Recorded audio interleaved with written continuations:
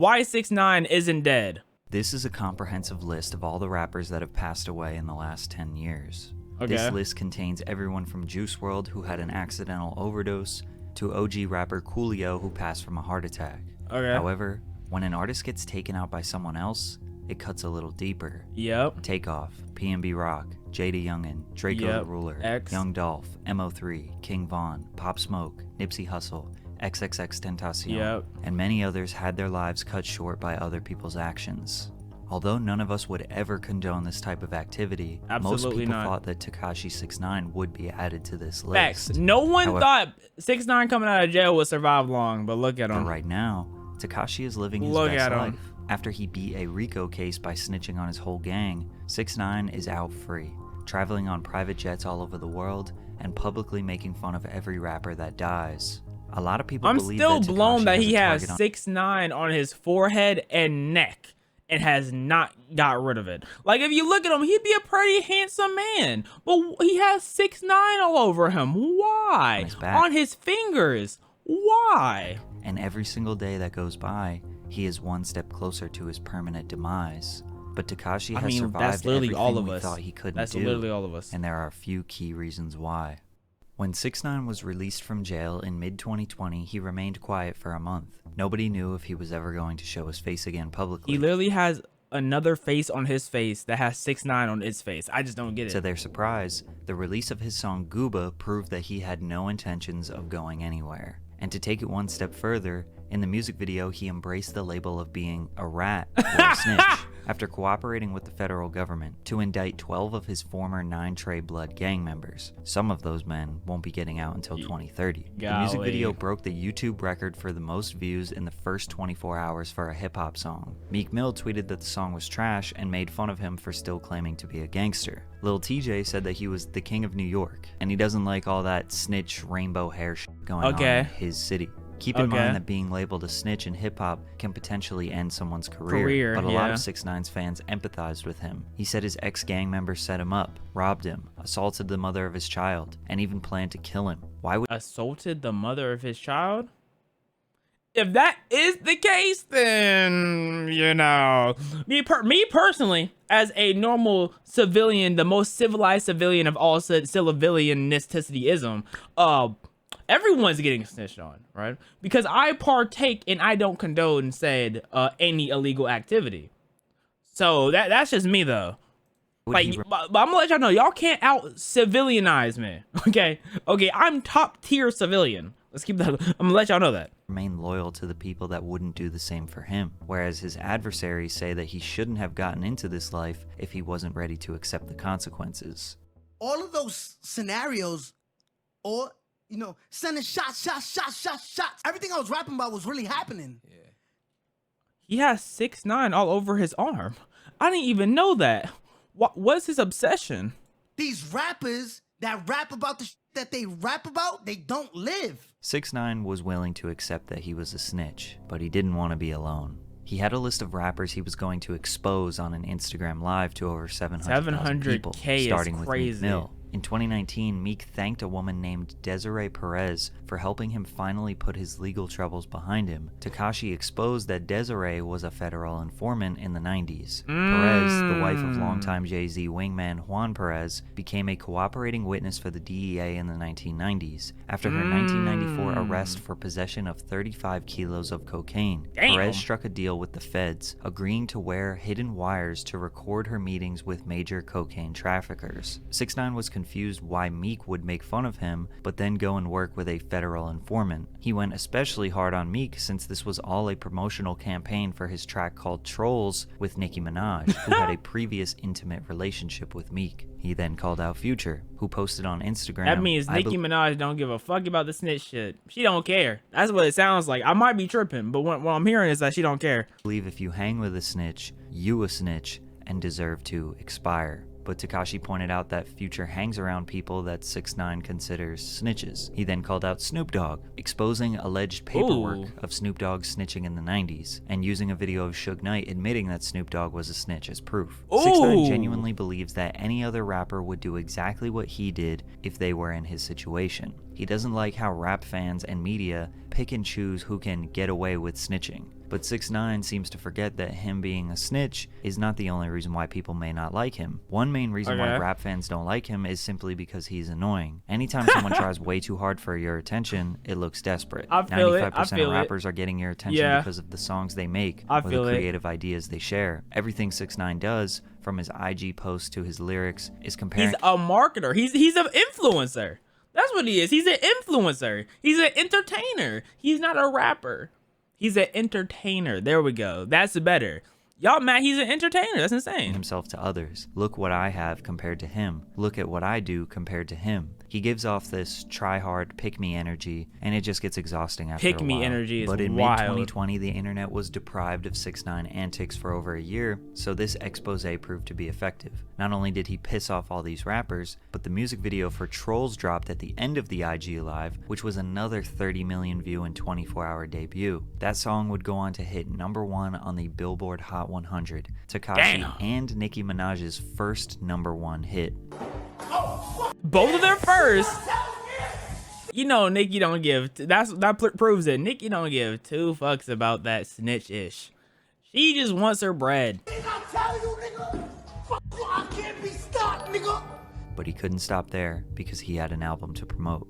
6ix9ine's enemies swore he couldn't go outside. He was only safe inside of his house. So he went to the dangerous south side of Chicago to prove them wrong. Before he showed up, he posted a video mocking Chirac rapper Lil Reese. 6ix9ine recreated a viral video where Reese was allegedly caught off guard, jumped, and then defecated on himself. He pooed on himself. He was jumped and he pooed on himself. Paul Pierce style, you know what? People swore he was going to get himself killed for this. But when 6ix9ine was in Chicago, you could see at least 3 huge security guards watching around the corner. He was also seen at the mall absolutely swarmed with security. 6ix9ine would obviously be an idiot to walk around without security. And anyone trying to do something to him in public while he was around security would be just as stupid, especially 6ix9ine security. They must be getting paid a mean back because this man has a fat target on his head. They have to be getting paid something mean. Considering his work with the federal government. But regardless, 6ix9ine's views skyrocketed, and his enemies were embarrassed. Latino? Unfortunately, some form of Hispanic? Tattletales dropped in September of 2020 and was projected to sell 150,000 first week, but it then went on to only do 50,000 first week. Rappers were clowning him in the comments. Trippie Redd famously laughed and mocked 6ix9ine for selling 50K.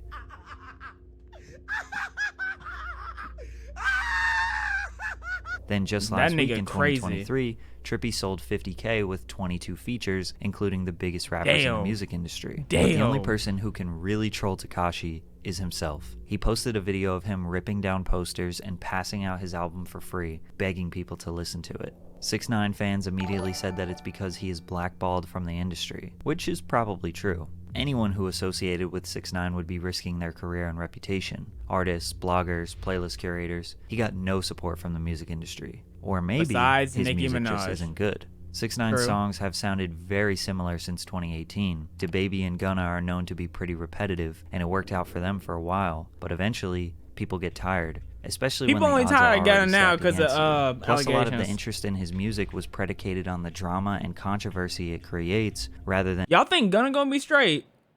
Y'all think Gunna gonna be straight with the being a snitch, or y'all think he gonna his music gonna die off, and he gonna die into the wind?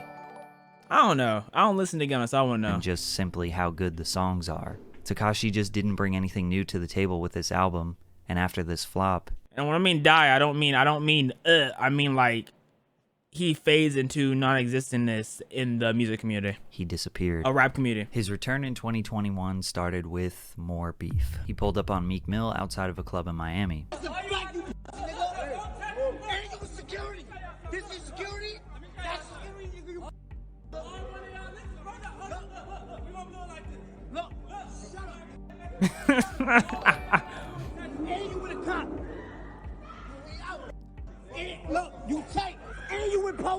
Again, all 6ix9ine was doing here was trying to prove that Meek Mill also nobody walks around talking about security. His saying nigga. You know, sometimes when you just say it and you don't give a fuck, there's not much you could do about it, especially if you're famous. If you just say it and you don't give a fuck what other people gotta say, it's like you have to accept it because you're not breaking no law, so you don't get no consequence for it. So Like, that's just what it is. And is there's not nothing as else you can do about gangster it. as he portrays himself to be. But 6ix9ine has nothing to lose because everyone already knows that he isn't gangster. Meek made himself look even worse when he claimed that he almost smoked 6ix9ine, when in the video he very clearly was not going to do anything. Instead, after 6ix9ine left, he started yelling at the security saying that they were trying to get him in trouble. What y'all trying to get me in? What was that car? What was that car in the back?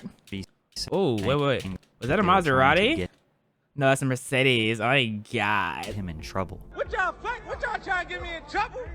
Huh? Just like the Chicago incident, nobody blamed Meek for not doing anything. Him and 6ix9ine were around 15 bodyguards and cops. All Tekashi proved was that Meek is protecting himself and his freedom. He is being smart, but it still got people talking about 6ix9ine again and provided a short-term L for Meek. Then he took shots at the late rapper King Von by saying, Look how happy he is. Look at this dead nigga on his shirt. Look, oh my I think God. King Von thirsty. Look, yo, drink that. I'm gonna pee on you, nigga.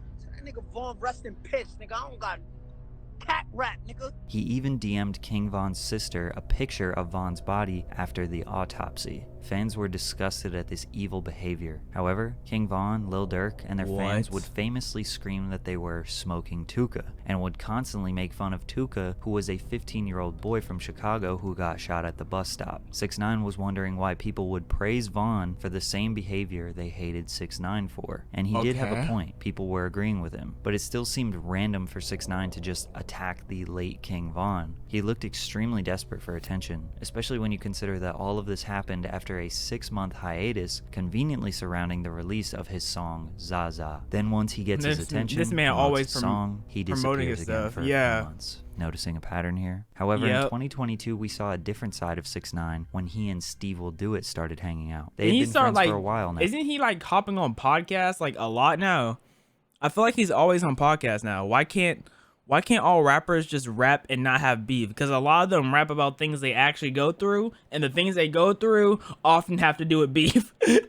That's just the stage of the community, bro. No, but the only time fans saw 6ix9ine in 2022 was in Steve's vlogs. In those vlogs, he was Danny, meaning he didn't portray any character. He was kind, funny, and appreciated by Steve's audience. This was the first time we ever saw who 6ix9ine truly was. They were giving away money to underprivileged communities and doing philanthropic work. It seemed like he might pursue a second career as a content creator, or maybe he was finally done with his rap beefs. But but what about the tattoos, bro? Like, why are you just getting more? Can we stop with the tattoos, man? You were wrong, because he betrayed Steve for more short-term clout. 6ix9ine tricked Steve into doing a video collaboration with a young man named Perkio. Perkio was going viral for looking exactly like Lil Durk. Durk even supported him and brought him on stage at one of his concerts. Steve trusted 6ix9ine and thought that Perkio was a paid actor. When he got there, Tekashi pressed Perkio and forced him to wear a jacket with King Von on the back, trying to again stir up some drama with Lil Durk. Conveniently, 6ix9ine was releasing a song and NFT project called Gina at this time, which is why he randomly started creating beefs again. Steve went on an apology tour on various podcasts because people blamed him for accelerating a dangerous rap beef. And even though Steve was taken advantage of, he apologized. He even gifted Perkio with $20K, and 6ix9ine got what he wanted yet again. But something happened recently that has worked in Tekashi's favor. Currently, Young Thug and his label He's just going around and snaking everybody in the everybody he mess with. That is insane. YSL are facing a major racketeering case, similar to the one that 6ix9ine and 9 Trey were facing just 3 years ago. YSL is basically facing every charge from armed robbery to murder. 26 members of the label were arrested in May of 2020. One of those members was Sergio Kitchens, aka Gunna. His last name is Kitchens? Close affiliate to Young Thug and top-ranking member of YSL. Gunna took a plea deal, which is essentially an admission of guilt in order to get out of jail early. In open court, he said the following. YSL is a music label and a gang, and you have personal knowledge that members or associates of YSL have committed crimes in furtherance of the gang. Yes, ma'am. You're not admitted to your crime. You just told the court that YSL's a gang. So now you just up your man's defense. You not owning up to your case, nigga. You a fucking rat, nigga. That's it, nigga. Then Tekashi pointed out how no rappers are publicly trashing Gunna because he is well respected and they like his music, but they were totally fine with making fun of Tekashi. which is true. Rappers, blogs, media outlets, none of them have really blatantly said that they don't support Gunna anymore. Really? I haven't been paying YSL attention that co-founder much. Mondo shared his thoughts about Gunna. You took a plea saying that you the main artist, brother. You the main artist, my brother. You capped down talking about some, well, you know this a game, and on top of that, you got caught with something and it wasn't yours. So who else was it? Who doing shit like that? Who doing that?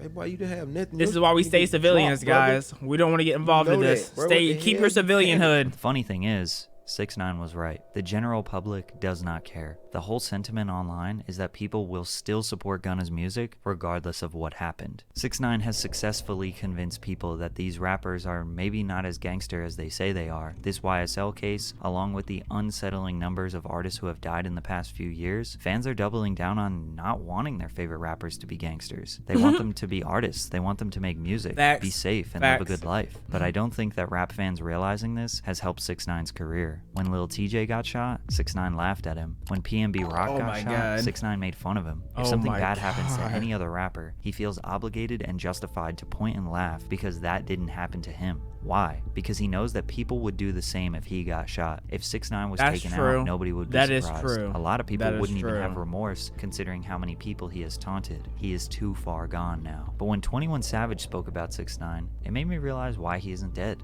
Even if I seen him, I don't got no intention to do nothing to you. You just a rat. You go your way, I go my way. It don't mean to smoke. Just cause you call a nigga a rat, that don't mean you gotta kill him when you see him. Okay. That's just like saying any nigga you call a bitch, you gotta kill him. If you see a fan on the internet comment shit and you say, man, shut your little weird ass up. Oh, when I see you, I gotta do something to you. That ain't how that go. Okay, you can feel that's a type fair. Of way about a that's nigga fair. And go that way and That makes perfect sense. It makes beautiful sense. 21. It makes beautiful sense. Niggas be arguing in school, calling each other's names. After school, they blick them up. Really? Is that really what we're doing? There's no other way we could settle this matter, right? We can't just keep calling each other's names, right? Why do we have to take it to violence? Why can't we just verbally bully each other? Tekashi don't necessarily want him dead. Maybe they just don't like him. Maybe he was an easy target for some jokes. In most cases, it was they just like us. Just because we don't like someone don't mean, oh yes, I wish death upon thee. No. Who escalated these beefs. And the more you think about it, it seems like 6ix9ine is the one who cares the most about what other people think. And all these other rappers are usually just minding their own business. I guess. I don't know. Anyone who would attempt at 6ix9ine would never be able to beat the case. And is that guy really worth throwing your life away for? No. And 6ix9ine knows this. So he's gonna keep up his ante. Damn, so he just said 6ix9ine is no one's 6ix9ine's not even worth killing. That's insane.